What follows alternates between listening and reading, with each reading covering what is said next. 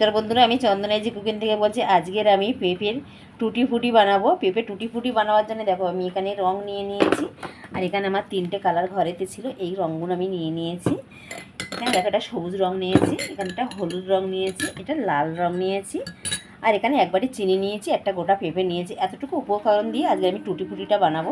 আর টুটি ফুটি এখন বাজারে পাওয়া যায় না, যেহেতু এখন কেকের সিজন না, তার জন্য টুটি ফুটি পাওয়া যায় না। আমি কেক বানাবার জন্য আমি এখানে টুটি ফুটিটা বাড়িতেই বানিয়ে নিচ্ছি। এখানে প্রথমে আমি পেঁপেটাকে ভালো করে ছাড়িয়ে নেব। এই নীলটাকে ফেলে দিতে হবে, নীলটা রাখলে হবে না।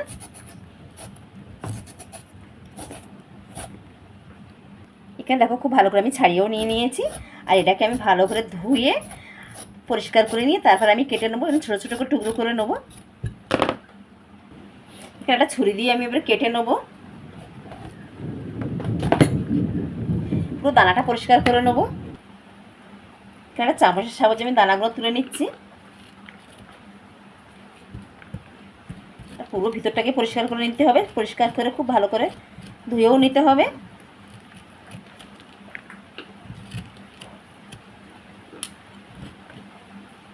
এখানে আমি একটা ছুরি নিয়েছি, ছুরি দিয়ে খুব পাতলা করে করে কেটে নেবো।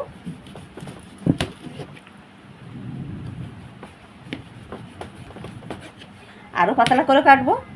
এখানে দেখো ছুরি দিয়ে আমি খুব ছোট্ট ছোটো করে কেটে নিয়েছি, পুরো এরকমভাবে কেটে নিয়েছি। এটা আমি এরকমভাবে এবার কুচি কুচি করে নেব। এটা খুব ছোট ছোট করতে হবে, যেহেতু এখন বর্ষাকাল শুকোবে না, তার জন্য করে আমি ফ্রিজে রেখে দেবো। ফ্রিজে রাখলে অনেক দিন থাকবে, নষ্ট হবে না। আর রোদ হলে শুকিয়ে নেবো।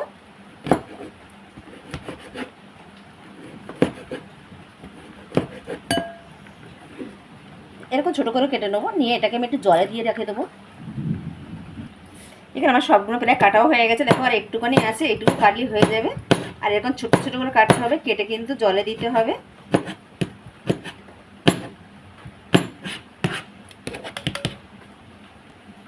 এখানে আমি সবগুলো কেটে নিয়েছি, কেটে আমি একটু ধুয়ে নেবো খুব ভালো করে। এখানে দেখো কত ছোটো ছোটো করে কেটেছি, এরকম ছোটো ছোটো হবে এটা। এখানে টুটি ফুটিটা বানাবার জন্য আমি একটা কড়া বসিয়ে দিয়েছি, আর কড়াইতে আমি এক বাটি চিনিও দিয়ে দিয়েছি। এক বাটি চিনিতে আমি এক বাটি জল দিয়ে দেবো। কড়াটাও আমি জেলে দিয়েছি, চিনিটাকে একটু লাল করে নেবো হালকা করে। এখানে দেখো চিনিটা গলা শুরু হয়ে গেছে, এবার আমি জলটা দিয়ে দেবো। এখানে এক বাটি চিনি আর এক বাটি জল দিয়ে দিচ্ছি। দিয়ে চিনিটাকে একটু গলিয়ে নিয়ে তারপরে আমি পেঁপেগুলো দিয়ে দেবো। এখানে আমার চিনি শিরাটা ফুটেও গেছে, আর এবার আমি পেঁপেগুলো সব দিয়ে দিচ্ছি। পেঁপেগুলো দিয়ে ভালো করে একটু সিদ্ধ করে ফুটিয়ে নেব। এখানে কিন্তু আমি অন্য কোনো কিছু দিলাম না।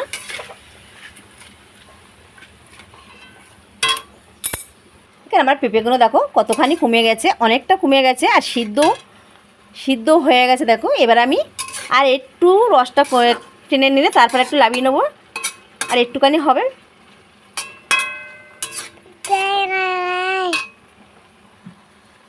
এখানে রসটাকে আমি পুরো টানিয়ে নেবো, যেহেতু এখন বর্ষাকাল শুকাবে না খুব তাড়াতাড়ি, তার জন্য আমি রসটাকে পুরো শুকনো করে নিচ্ছি। আর এই টুটি ফুটিটা কিন্তু অনেক দিন থাকবে।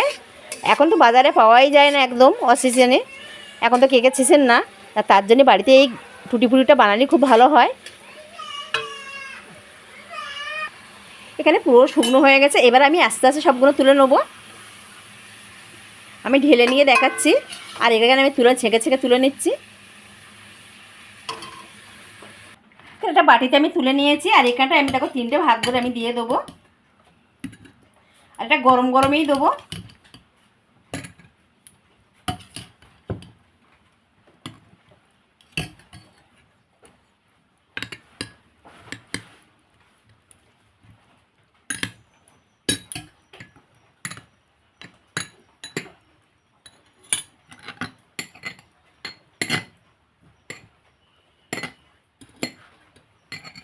সবগুলো দিয়ে নেবো আমি। এখানে এবার টুটি ফুটিগুলো আমি একটু শুকিয়ে নেবো, শুকনো করে আমি দেখাবো। আর এগুলো একদম পুরো শুকনো হয়ে যাবে। দেখো কত সুন্দর হয়েছে, পুরো দোকানের মতন হয়েছে টুটি ফুটিগুলো। টুটি ফুটি তো এখন পাওয়াই যায় না, তো দেখো আমি বাড়িতে বানিয়ে নিলাম। এটা আমি শুকনো করে দেখাবো। টুটিগুলো আমি 1 ঘন্টা পরে নিয়ে চলে এসেছি, দেখো 1 ঘন্টার মধ্যে কত সুন্দর হয়েছে। আর এগুলো কিন্তু পুরো শুকনোও হয়ে গেছে। আর আরও একটু শুকনো হবে। এটাকে আমি এখন বর্ষাকাল, তার জন্য আমি ফ্রিজে রেখে দেবো, ওটা কোটোয় করে অনেক দিন থাকবে। যখন আমি কেকটা বানাবো তখনই ফ্রিজ থেকে বার করে আবার রেখে দেবো ফ্রিজে। আর যদি রোদ হয় তাহলে আমি রোদে দেবো। তা আপনাদের কেমন লাগলো কমেন্ট করে জানাবেন, আর সাবস্ক্রাইব লাইক করে জানাবেন।